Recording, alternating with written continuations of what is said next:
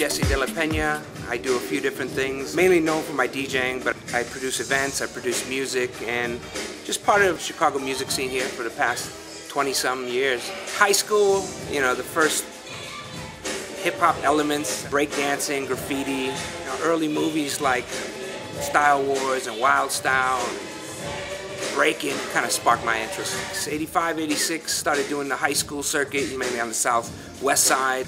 Warehouse parties, banquet halls, house parties. Moved into the north side where a lot of the other parties were, and then it became like the 21 and over parties, the bar scene. I kind of started out playing hip-hop and then really couldn't find much hip-hop, so I started collecting it and building my arsenal and still exploring like house music, because everybody was kind of doing the house thing, and I was playing a little more alternative and high energy and stuff like that. It was very segregated here. At this point I was trying to introduce this hip-hop, reggae, R&B, acid jazz, and nobody really wanted to hear it. It was a really hard time to play black music in some of these clubs.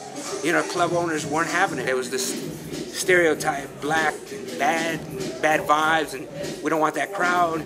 I would lose gigs, arguments, walk out. So I just stopped doing the bigger clubs and I started redefining what I wanted to do on a smaller level and really target marketing it to people who kind of appreciated that sound. The elbow room parties in the early 90s, beginning of Blue Groove Lounge, I really started seeing different cultures come together that I wasn't seeing that mix anywhere else.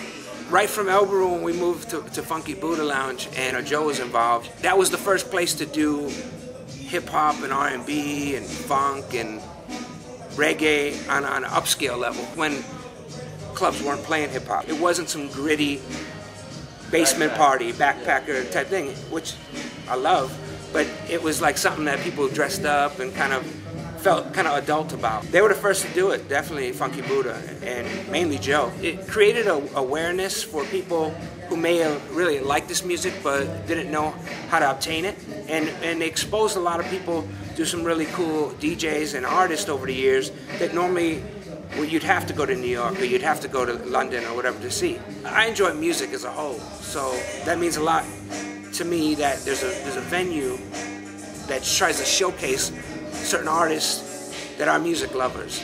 Whether it's, you know, a band, whether it's a painter, it seems like, you know, there's not too many places in Chicago that you can go and really showcase yourself and kind of express yourself.